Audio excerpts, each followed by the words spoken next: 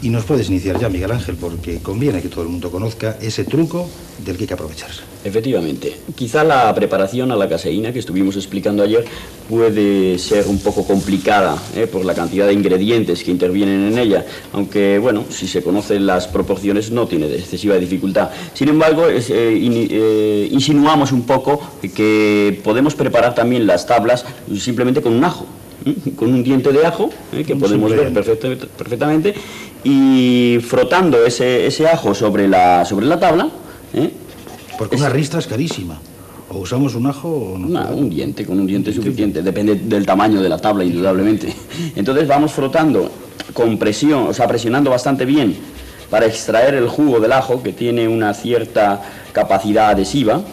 Y entonces lo que estamos consiguiendo es, cuando ese jugo se haya secado, es hacer un poco impermeable la tabla y provocar así que chupe menos la pintura. O sea, lo que se trata es de conseguir ese efecto. Ese efecto, que la pintura no traspase, digamos, la tabla, ¿no? Que tenga una cierta absorbencia, pero que sea un tanto impermeable. Entonces vamos frotando esto con paciencia, vamos cubriendo toda la tabla hasta terminar de completarla. Y esto es una preparación realmente sencilla y que todos vosotros podéis hacer en cualquier momento. Y barata. Y barata, baratísima. Pues explicado ya. Explicado. Y tendríamos que entrar entonces en la técnica de cómo pintar sobre la tabla, puesto que ya sabemos prepararlas. Efectivamente, la técnica sobre tabla es bastante fácil, o sea, no tiene muchas diferencias con respecto a la técnica del óleo. Ya dijimos que realmente las tablas fueron el procedimiento inicial con el cual los pintores empezaron a trabajar. El lienzo es un invento bastante moderno, ya explicamos ayer. En Egipto y Grecia se pintaba fundamentalmente en tablas. Sí, en tabla y también sobre cerámica. Sobre el soporte cerámica. Exacto, es curioso. Sí. Entonces, bueno, el invento del lienzo ya digo que es muy reciente, es muy moderno. Entonces, bueno, podemos recordar, para tener un poco de referencia de cómo se pintaba sobre tabla, por ejemplo, las obras famosísimas de Giotto.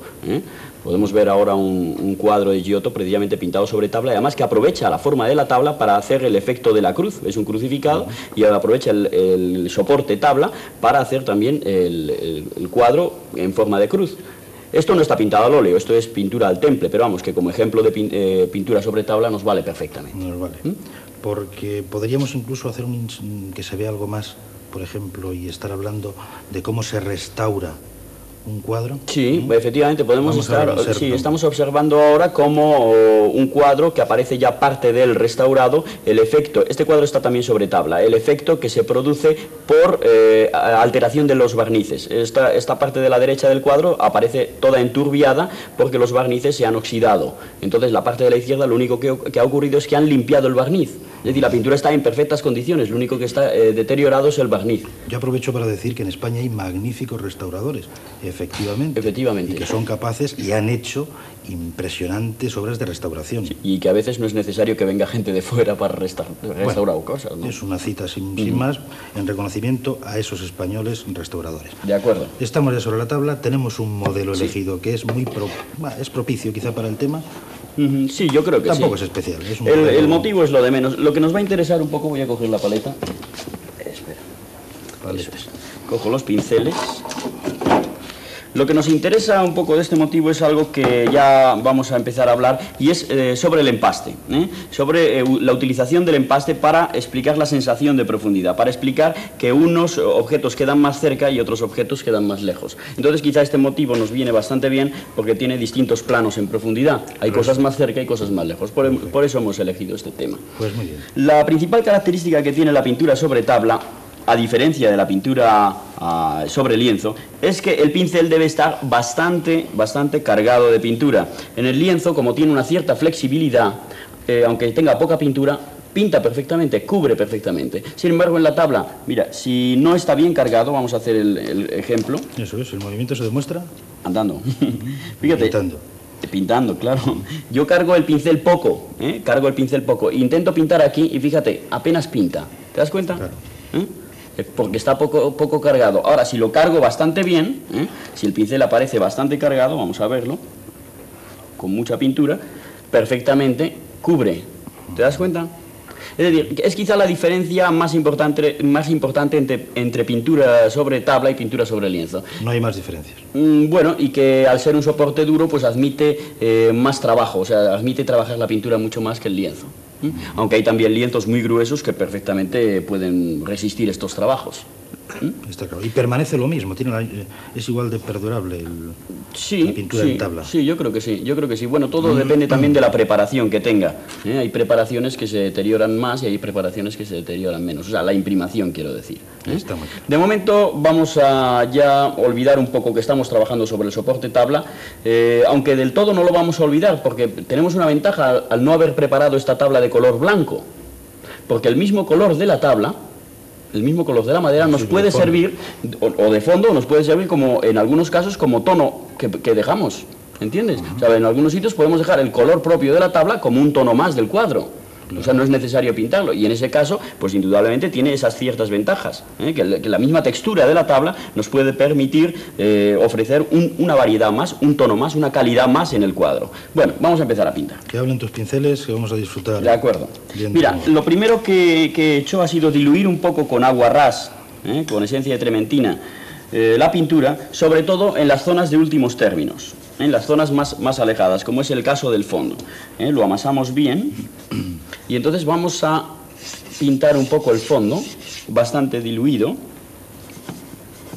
Ya sabemos que si vamos a hacer este cuadro en sucesivas capas, es decir, si fuéramos a aplicar distintas capas, unas capas posteriores, resultaría que ya las siguientes capas no deberían estar diluidas. Siempre la disolución con agua ras correspondería a las primeras capas del cuadro, O sea que esto de diluirlo es un poco para que fluya con más velocidad el pincel. Como es frecuente que a ti se te muevan los cuadros y las tablas, porque no está muy preparado, es importante que quien esté pintando lo tenga muy fijo. Sí, efectivamente. Que trate de fijarlo bien. Con ese cabezal que se baja hacia abajo. ¿Te bajaría o te va a estorbar ahora para el...? Bueno, lo dejamos así. Lo dejamos así. Pero vamos. Se te mueve mucho.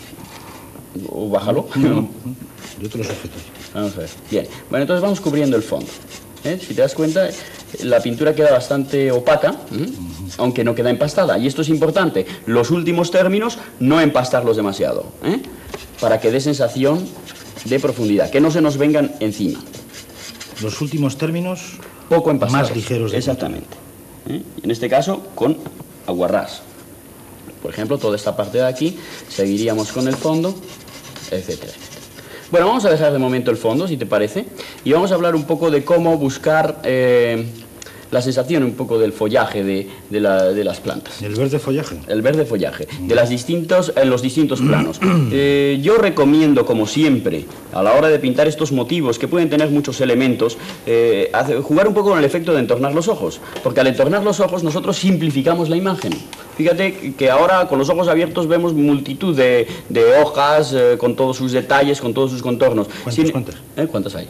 ¿Cuántas hay? ¿Las has contado? Yo me quise poner a contarlas ayer. Hay más de 300.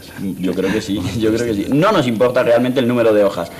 O sea, lo que nos importa realmente es que si entornamos los ojos, lo que ocurre es que simplificamos, evitamos el detalle. No hay definición de hojas, sino que lo que vemos son oscuros y claros. ¿Qué es lo que estoy haciendo aquí?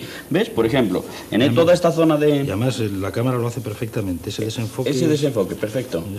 Fíjate, yo voy poniendo oscuros en algunos sitios, claros en otros, y esos juntos me van dando la impresión del efecto de las hojas. Si esto quisiera avanzarlo más, si el cuadro pudiéramos tener varios días para trabajarlo, realmente podría llegar a un acabado mucho más preciosista, mucho más perfecto. Es decir, sobre esta concepción de mancha empezaríamos a ir haciendo ya el detalle con toda precisión. Pero sin contar las hojas, recordamos. Sin contar las hojas, de momento no nos interesa. Eso es. Bueno, pues yo seguiría matizando un poco esta parte de las hojas. Fíjate que no estoy empastando demasiado en este término. Sí, con una pintura opaca, pero no excesivamente empastada. Vamos a ver. Porque me reservo los empastes máximos para los primeros términos. Que adquieren, por tanto, su protagonismo, su relieve. Exactamente. O sea, lo que nos interesa es reservar estos máximos empastes para los primeros términos. Aquí, de todas formas, en estas zonas más claras, pues le puedo meter un poquito de empaste. Ya recordamos cómo acentuar el efecto de brillo, ¿te acuerdas? Acentuar el efecto de brillo a base de empastar más. Exacto. ¿Te acuerdas? En este caso es para distinguir los distintos planos, los planos en profundidad. Vamos a poner algún tono más aquí, ya pasamos a los planos primeros. Algún claro más, vamos a ver. Fíjate bien que es que no se trata de coger el mismo verde y ponerlo más oscuro o ponerlo más claro. Que este es un error que soléis cometer bastante a menudo.